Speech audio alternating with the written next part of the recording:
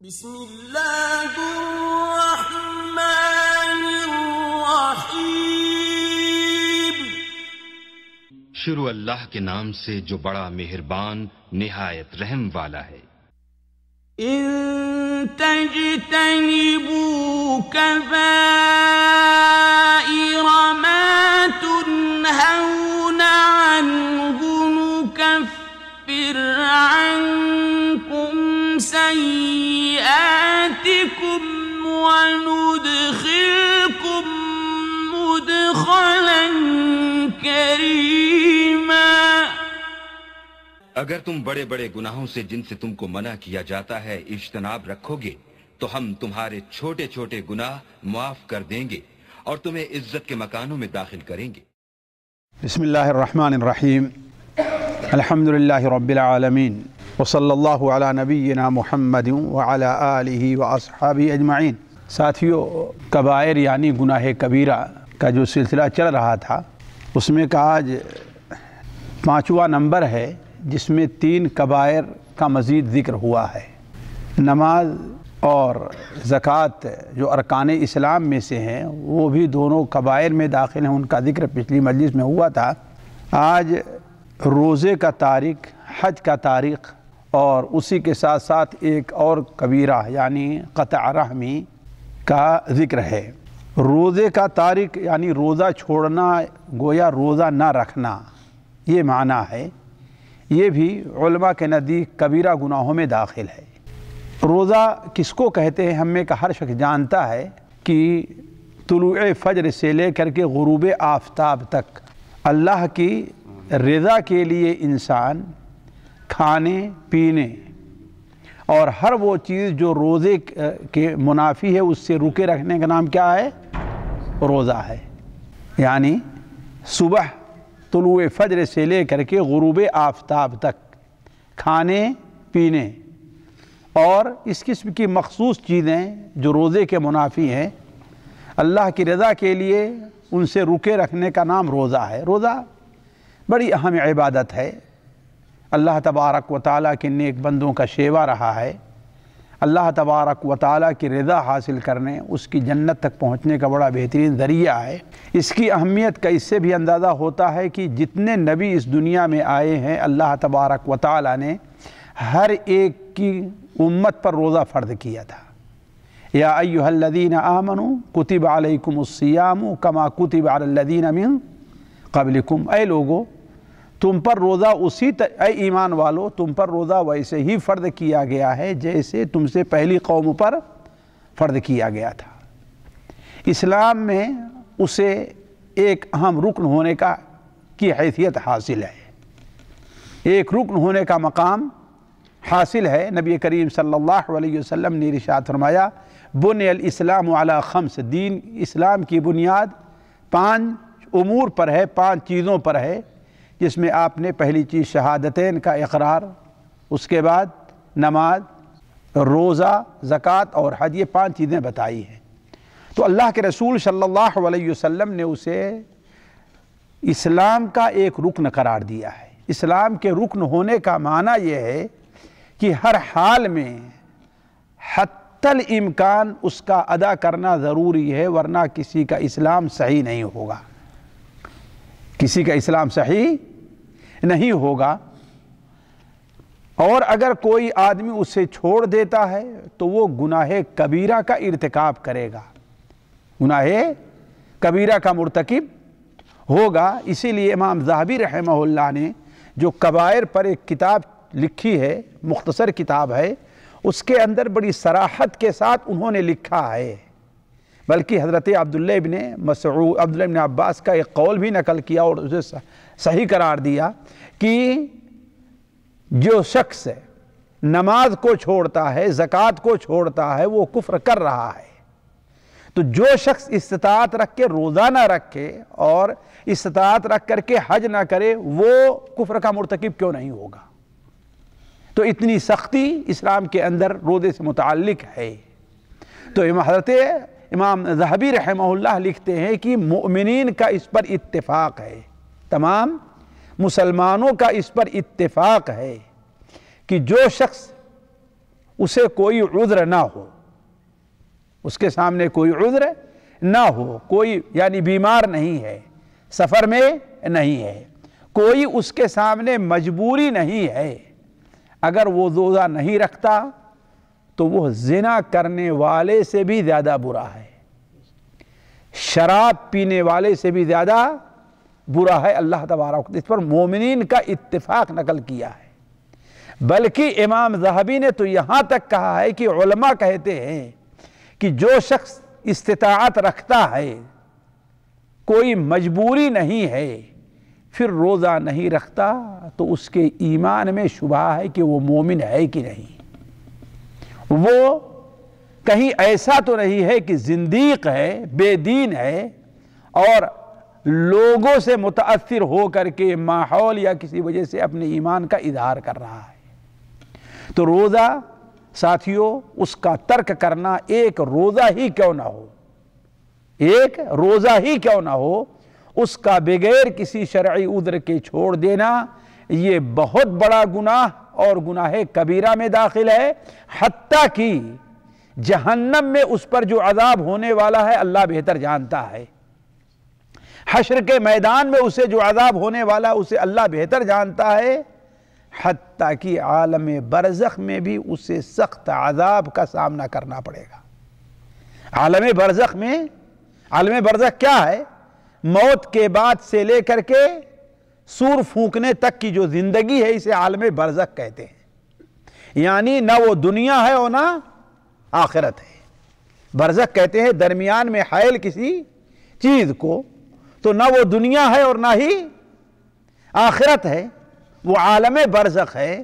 تو عالم برزخ میں قیامت قائم ہونے سے پہلے بھی ایسے شخص کو دردناک عذاب کا سامنا ہے، جیسا کہ وہ بڑی مشہور حدیث اور ایک لمبی حدیث ہے جسے امام ابن حبان رحمہ اللہ اپنی کتاب صحیح ابن حبان میں اور امام ابن خزیمہ رحمہ اللہ اختصار کے ساتھ اپنی کتاب صحیح ابن خزیمہ میں اور طبرانی کبیر وغیرہ کے اندر حضرت ابو امامہ سے مروی ہے، جس میں وہ اپنا ایک خواب بیان اللہ کے رسول سے اپنا خواب بیان کرتے ہیں، جس میں نبی کریم سے اپنا خواب بیان کرتے ہیں۔ وہاں بہت سے جو مجرم اور گنہگار لوگ ہیں ان کا عذاب دکھایا گیا ہے، ان میں آپ صلی اللہ علیہ وسلم کو کچھ ایسے لوگ دکھائے گئے جن کی ایڑیوں میں آنکس وغیرہ لگا کر کے الٹے انہیں لٹکا دیا گیا ہے، وہ الٹے لٹکے ہوئے ہیں اور ان کے جبڑے اور یہ باچھیں ان کی پھاڑی جا رہی جس سے خون اور پیپ بہ رہا ہے۔ آپ صلی اللہ علیہ وسلم نے اپنے ساتھ موجود ساتھیوں سے پوچھا کہ آخر یہ کون سے لوگ ہیں، یہ کون سے لوگ ہیں، ان کا کیا جرم ہے کہ انہیں یہ عذاب ہو رہا ہے؟ تو آپ کے ساتھ جو فرشتے تھے انہوں نے بتایا یہ وہ لوگ ہیں جو روزے کا وقت ہونے سے پہلے روزہ تو افطار کر دیا کرتے تھے۔ یعنی غور کریں، یعنی چونکہ روزہ رکھنا جیسا، اسی لئے ہم نے پہلے روزے کی تعریف کر دی۔ روزے کی تعریف کیا ہے؟ طلوع فجر سے لے کر کے غروب آفتاب تک، طلوع فجر سے لے کر کے غروب آفتاب تک کھانے پینے وغیرہ سے روکے رکھنے کا نام کیا ہے؟ رہنے کا نام روزہ ہے۔ تو یہ لوگ ابھی آفتاب غروب نہیں ہوا، جلد بازی کی وجہ سے، عدم احتیاط کی وجہ سے یہ لوگ وقت سے پہلے روزہ افطار کر دیتے تھے، گویا ان کا روزہ نہیں ہوا، وہ بے روزے دار ہیں۔ وہ روزے دار کیوں؟ روزے کے لیے ضروری ہے کہ طلوع فجر سے لے کر غروب آفتاب تک، لیکن دن بھر بھوکے رہے، دن بھر تو بھوکے رہے، اور جب روزہ افطار کرنے کا وقت قریب ہوا تو بے صبری، کمزور ایمانی، لاپرواہی کی وجہ سے ان لوگوں نے وقت ہونے سے پہلے اپنا روزہ افطار کر دیا۔ اس کی سزا اللہ تعالیٰ نے انہیں حشر سے پہلے، جہنم سے پہلے اللہ تعالیٰ کیا دے رہا ہے کہ ان کو الٹا لٹکا کر کے ان کے جبڑوں کو برابر پھاڑا جا رہا ہے۔ یہ اس بات کی واضح دلیل ہے کہ روزے کا ترک کرنا، بلکہ ایک روزے کا بھی ترک کرنا، اسی لیے وہ حدیث جو صحیح بخاری میں معلقاً حضرت ابو ہریرہ سے مروی ہے حضرت عبداللہ مسعود سے انہی کسی میں سے ہے، مروی ہے کسی صحابی سے کہ آپ صلی اللہ علیہ وسلم نے ارشاد فرمایا کہ جو شخص بغیر عذر کے رمضان کا ایک روزہ چھوڑ دیتا ہے، ایک روزہ بھی، وہ اگر ساری زندگی بھی روزہ رکھے تو کبھی پورا نہیں ہوگا۔ کیوں ساتھیوں؟ وجہ کیا ہے کیوں نہیں پورا ہوگا؟ اس لیے کہ اسے رمضان ملے گا ہی نہیں۔ دوبارہ رمضان ملے گا تو جو رمضان ملا اس کا روزہ رکھنا ہے۔ اب اس کو کہاں سے دوسرا پچھلے رمضان کو واپس لے آئے گا کہ وہ روزہ رکھے جو اس کے بس میں نہیں ہے؟ تو علی کل حال روزے کا توڑ دینا، خواہ ایک روزہ ہی کیوں نہ ہو، اور رمضان میں خصوصاً، رمضان میں، عام دنوں میں نہیں، رمضان میں روزے کا توڑ دینا، روزہ نہ رکھنا، یہ علماء کے نزدیک ان گناہوں میں ہے جنہیں گناہ کبیرہ کہا جاتا ہے۔ دوسری چیز آج جسے کبیرہ کے طور پر ذکر کیا گیا ہے وہ استطاعت کے باوجود حج نہ کرنا ہے۔ حج اسلام کا آخری رکن ہے اور سب سے آخر میں مسلمانوں پر یہی رکن ہے جو فرض ہوا ہے۔ یہ رکن علماء کے مختلف اقوال ہیں، آیا یہ 7 ہجری میں فرض ہوا ہے یا کہ 9 ہجری میں فرض ہوا ہے یا 8 میں فرض ہوا ہے، لیکن زیادہ راجح یہی ہے کہ یہ 9 ہجری میں مسلمانوں پر حج کو اللہ تعالیٰ نے فرض کیا ہے۔ ویسے حج پہلے ہی سے لوگ کرتے رہے۔ حضرت ابراہیم علیہ السلام نے جس دن اس گھر کی تعمیر کی اور فارغ ہوئے تو اللہ تعالیٰ کے حکم سے اعلان کیا کہ یا ایھا الناس، اے لوگو، اللہ تعالیٰ نے تمہارے اوپر اس گھر کا حج فرض کیا ہے، لہذا تم حج کرو۔ لیکن شریعت محمدیہ میں مسلمانوں پر نبی کریم صلی اللہ علیہ وسلم جو شریعت لے کر کے آئے اس میں جب حج فرض ہوا ہے تو کون سا سن تھا؟ 9 ہجری میں حج فرض ہے۔ اللہ تعالیٰ ارشاد فرماتا ہے وَلِلَّهِ عَلَى النَّاسِ حِجُّ الْبَيْتِ مَنِ اسْتَطَاعَ إِلَيْهِ سَبِيلًا، اللہ کے لیے لوگوں پر، اللہ کے لیے لوگوں پر بیت اللہ کا حج فرض ہے۔ بیت اللہ کا حج فرض ہے کس پر؟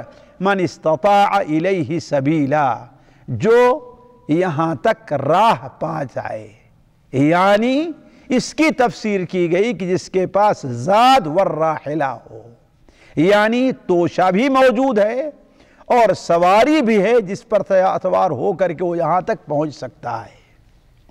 تو استطاعت کے باوجود، استطاعت کیا چیز ہے ساتھیو؟ اس سلسلے میں ہمارے یہاں بڑی کوتاہی پائی جاتی ہے، بلکہ افراط اور تفریط ہے۔ کچھ لوگ ہر سال کوشش کرتے ہیں کہ وہ حج کریں، ہم کہتے ہیں یہ اچھی چیز ہے، لیکن اگر آپ کے اوپر دیگر کچھ واجبات ہیں تو ان کی ادائیگی زیادہ اہم ہے۔ اور بہت سے لوگ ہیں وہ استطاعت کے باوجود اس گھر کا حج نہیں کرتے۔ کسی کو بہانہ اپنی نوکری کا ہے، کسی کو بہانہ اپنے بیٹے کے شادی کا ہے، کسی کو بہانہ اپنی بیٹیوں کی شادی کا ہے، کسی کو بہانہ یہ ہے کہ ابھی تو ہم جوان ہیں، ابھی تو ہمیں بہت کام کرنا ہے، گھر بنانا ہے، زمین خریدنا ہے، اور یہ ہے، ہر قسم کے بہانے انسان کے ساتھ لگے ہوئے ہیں۔ یہ سارے کے سارے بہانے اللہ عالم، اللہ ہی بہتر جانتا ہے کس کے مقبول ہیں اور کس کے مقبول نہیں۔ لیکن ہر وہ مسلمان جس کے پاس جتنے دن تک حج کے لیے غائب رہتا ہے، اس کے جو اہل و عیال ہیں ان کے رہنے اور کھانے کا سامان ہے،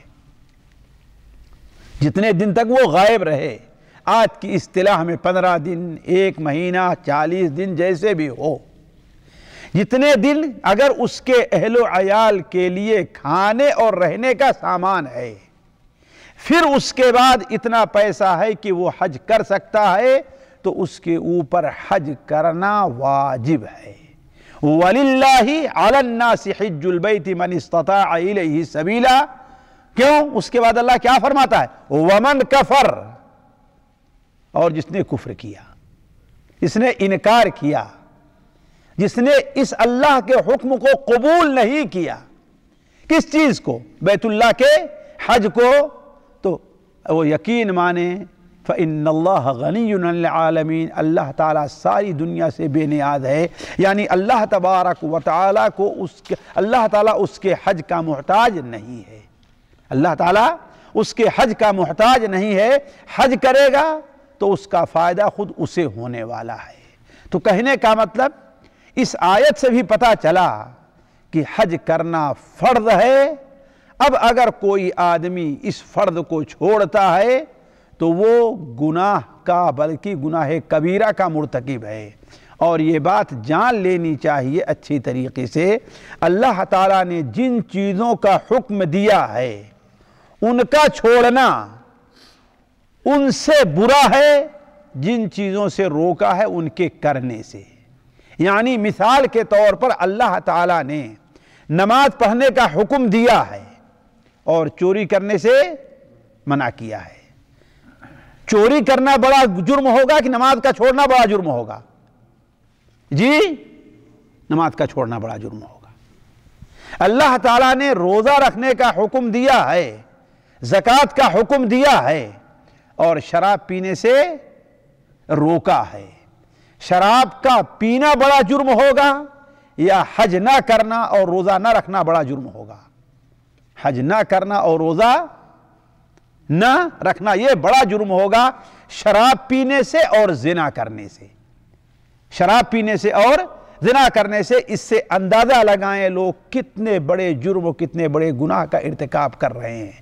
یعنی استطاعت کے باوجود حج نہ کرنا، روزہ نہ رکھنا، یہ زنا کرنے اور شراب پینے سے بھی زیادہ برا ہے، جسے اپنے اصطلاح میں اپنے یہاں اپنے ماحول میں ایک گھناؤنا فعل سمجھا جاتا ہے، یعنی زنا کرنے اور چوری کرنے اور اس قسم کے شراب پی اس قسم کے کاموں کو۔ اسی لیے حضرت عمر رضی اللہ تعالی عنہ سے سنن سعید ابن منصور میں بالکل صحیح سند کے ساتھ مروی ہے کہ نبی کریم صلی اللہ علیہ وسلم نے، حضرت عمر ابن خطاب نے ارشاد فرمایا، یہ خلیفہ راشد ہیں، میرا جی کہتا ہے کہ میں اپنے نمائندوں کو شہروں اور گاؤں اور دیہاتوں میں بھیجوں اور وہاں پر دیکھیں کہ کون کون سے لوگ ہیں جن کے اوپر حج کرنا فرض ہے۔ اگر وہ حج کو نہیں آتے ہیں تو ان کے اوپر جزیہ ٹیکس لاگو کر دوں، ما ہم بمسلمین ما ہم بمسلمین ما ہم بمسلمین، وہ لوگ مسلمان نہیں ہیں، وہ لوگ مسلمان نہیں ہیں، وہ لوگ مسلمان نہیں ہیں۔ تو استطاعت کے باوجود حج نہ کرنا یہ بھی بڑے اور کبائر کے اندر داخل ہے۔ آج تیسرے جس کبیرہ گناہ کا ذکر ہے وہ قطع رحمی ہے۔ قطع کے معنی کاٹنا ہوتا ہے اور رحم کا معنی آپ لوگ جانتے ہیں۔ دیکھیے، انسان کو اللہ تعالیٰ نے کہ اس دنیا میں دو رشتے رکھے ہیں۔ ایک رشتہ خاندانی ہے، نسبی ہے، یعنی باپ، دادا، چچا، پھوپھی ہے کہ نہیں، اور دوسرا رشتہ سسرال کی طرف سے ہے۔ دوسرا رشتہ سسرال کی طرف سے ہے، جیسے ماں، نانی، جی نانا، ماموں اور خالہ۔ یہ دو رشتے اللہ تبارک و تعالی نے انسان کے متعین کیے ہیں۔ هو الذي خلق من الماء بشرا فجعله نسبا وصهرا۔ اللہ تعالیٰ نے پانی سے انسان کو پیدا کیا اور اس کے لیے دو رشتے بنائے ہیں، ایک نسبی رشتہ ہے اور ایک سسرالی رشتہ ہے۔ ان دونوں رشتوں کے جوڑنے کی بڑی اہمیت ہے۔ اللہ تعالیٰ فرماتا ہے وَاتَّقُوا اللَّهَ الَّذِي تَسَاءَلُونَ بِهِ وَالْأَرْحَامَ، ڈرو اللہ تعالیٰ سے، والارحام، اور ڈرو رشتے کو توڑنے سے۔ تو رشتے کا یہ رشتے ان میں جو بالکل قریبی ہیں، خصوصاً محرمیت کا درجہ رکھتے ہیں، بالکل قریبی ہیں، محرمیت کا درجہ رکھتے ہیں۔ اوپر سے جیسے باپ ہے، دادا ہے، نیچے بیٹا ہے، بیٹی ہے، اوپر پھوپھی ہے، نیچے بیٹی ہے کہ نہیں ہے، اور ماں کی طرف سے ماں ہے، نانی ہے، ماموں ہیں، خالہ ہیں۔ یہ رشتے تقریباً محرمیت کا مقام رکھتے ہیں۔ محرمیت کا مقام رکھتے ہیں، ان کے ساتھ بدسلوکی کرنا دو اعتبار سے، ایک اعتبار سے یہ کہ وہ ضرورت مند ہوں تو ان کے کام نہ آیا جائے، ضرورت مند ہوں تو ان کے کام نہ آیا جائے، دوسرے اس اعتبار سے کہ انہیں کسی بھی قسم کی ایذا اور تکلیف پہنچائی جائے، انہیں بغیر کسی شرعی عذر کے ایذا اور تکلیف پہنچائی جائے، اور تیسری چیز اس میں ایک اور رکھ لیجئے کہ ان سے تعلق کو توڑ لیا جائے، ان سے تعلق کو توڑ لیا جائے کہ مجھے جانے دو، ہمارا ان کے ساتھ کوئی تعلق نہیں، جس طریقے سے بہت سے لوگ اپنے خاص رشتہ داروں کے ساتھ، چچا کے ساتھ، بھتیجے کے ساتھ، ماموں کے ساتھ، خالہ کے ساتھ، بھائی کے ساتھ کرتے ہیں، بہنوں کے ساتھ کرتے ہیں، یہ ایسا جرم ہے جو شریعت کی نظر میں کبیرہ گناہ اور اکبر الکبائر میں ہے۔ اللہ تعالیٰ نے قرآن مجید میں اور نبی صلی اللہ علیہ وسلم حدیث رسول کے اندر اس کی قباحت کو بیان فرمائی ہے، چنانچہ اللہ تعالیٰ قرآن مجید میں منافقین کی صفت بیان کرتے ہوئے کہتا ہے، کس کی؟ منافقین کی، عام گنہگار مسلمانوں کی نہیں۔ اللہ فرماتا ہے فَإِنْ عَصَيْتُمْ إِن تَوَلَّيْتُمْ أَن تُفْسِدُوا فِي الْأَرْضِ وَتُقَطِّعُوا أَرْحَامَكُمْ، تمہارا یہ حال ہے کہ اگر تمہیں زمین پر غالب کیا جائے، حکومت دی جائے، تمہیں تمکنت دی جائے تو تم کیا کرو گے؟ زمین پر فساد بچاؤ گے، وَتُقَطِّعُوا أَرْحَامَكُمْ، اور اپنے رشتوں کو کاٹو گے، توڑو گے۔ لیکن اس کا نتیجہ کیا ہے؟ اولئک الذین لعنہم اللہ، یہی وہ لوگ ہیں جن کے اوپر اللہ تعالیٰ کی لعنت ہے، اللہ نے انہیں حق کے سننے سے بہرا بنا دیا ہے، اور حق دیکھنے سے اللہ تعالیٰ نے انہیں اندھا بنا دیا ہے، اللہ تعالیٰ نے انہیں بہرا بنا دیا ہے۔ تو گویا کہ رشتے کو توڑنے پر اللہ تعالیٰ نے لعنت بھیجی ہے، لعنت بھیجی۔ اس کی وضاحت صحیح بخاری اور صحیح مسلم کی اس حدیث سے ہوتی ہے جس کے اندر نبی کریم صلی اللہ علیہ وسلم نے ارشاد فرمایا کہ اللہ تبارک و تعالی نے جب مخلوق کو پیدا فرمایا تو رحم اللہ تعالیٰ کے سامنے آ کر کھڑا ہو گیا، رحم اللہ تعالیٰ کے سامنے آ کر کے کھڑا ہو گیا، یہ رشتہ داری آ کر کھڑی ہو گئی اور کہا کہ اے اللہ تعالیٰ، یہ وہ مقام ہے جہاں کھڑے ہو کر کے کوئی تیری پناہ میں آئے۔ اللہ نے کہا یہ بات صحیح ہے۔ پھر اللہ نے فرمایا کیا تو اس سے راضی نہیں ہے کہ جو تجھے جوڑتا ہے اس سے میں اپنا تعلق جوڑے رکھوں، اور جو تجھے توڑتا اور کاٹتا ہے اس سے میں اپنا تعلق توڑے اور کاٹے رکھوں۔ اس سے اندازہ لگائیے کہ رشتہ داری کے جوڑنے اور کاٹنے کی کیا اہمیت، جوڑنے کی کتنی اہمیت ہے اور اس کے کاٹنے میں کتنی قباحت ہے۔ سچ فرمایا نبی کریم صلی اللہ علیہ وسلم نے، لا يدخل الجنت قاطع، رشتے کو توڑنے والا، رشتے کو توڑنے والا، اور رشتہ توڑنے سے آپ یہ حساب لگائیں گے کہ رشتے سے مراد یہاں پر توڑنے سے کیا ہے عموماً، یعنی وہ رشتے عموماً خصوصی طور پر جو محرمیت کا درجہ رکھتے ہیں، جیسے والد ہے، چچا ہے، دادا ہیں، نانا ہیں، ماموں ہیں، پھوپھی ہیں، خالہ ہیں، بیٹے اور بیٹیاں ہیں، یہ والد اور والدین ہیں، یہ جو بالکل آپ کے ساتھ ان کا محرمیت کا رشتہ ہے، ایسے انہیں ایذا پہنچانا اپنے قول اور فعل سے، ان حاجت مند ہیں تو ان کی مدد نہ کرنا، ان سے تعلق توڑے رکھنا، جیسا آج کل یہ صورتحال ہو چکی ہے، آدمی اپنے چچا سے سال بھر میں ایک بار بھی سلام نہیں کرتا اور اپنے دوست سے روزانہ گھنٹوں باتیں کرتا رہتا ہے۔ آدمی اپنی پھوپھی کو بھولا ہوا ہے، حتیٰ کہ بہت سے لوگ ہیں جب یہاں سے اپنے سفر جائیں پھر بھی پھوپھی کے یہاں جانے کے لیے تیار نہیں ہوتے۔ بات کیا ہے؟ ہو سکتا ہے کہ دنیا کے لحاظ سے معمولی سی چیز کسی پر اختلاف ہو گیا ہو۔ تو کہنے کا مطلب کہ یہ رشتے جو بالکل قریبی ہیں اور اس سے بھی جا کر کے جیسے چچا زاد بھائی ہے، بغیر کسی شرعی عذر کے آپ نے معمولی سی دنیا کی چیز پر ناراض ہو گئے اور اس سے اپنے تعلق توڑ لیا ہے، آپ نے اس سے بات نہیں کرتے ہیں۔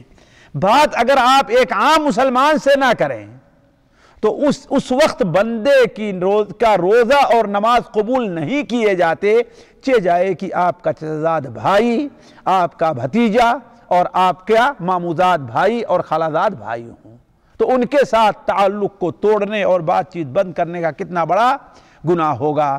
علی کل حال رشتے کا توڑنا بھی، یہ بھی علماء نے حدیث اور قرآن کی روشنی میں کبائر کے اندر شمار کیا ہے۔ اللہ تبارک و تعالی ہمیں اور آپ کو ہر قسم کے کبائر سے بچنے کی توفیق عطا فرمائے۔ سبحانک اللہم و بحمدک، اشہد ان لا الہ الا انت، استغفرک و اتوب الیک۔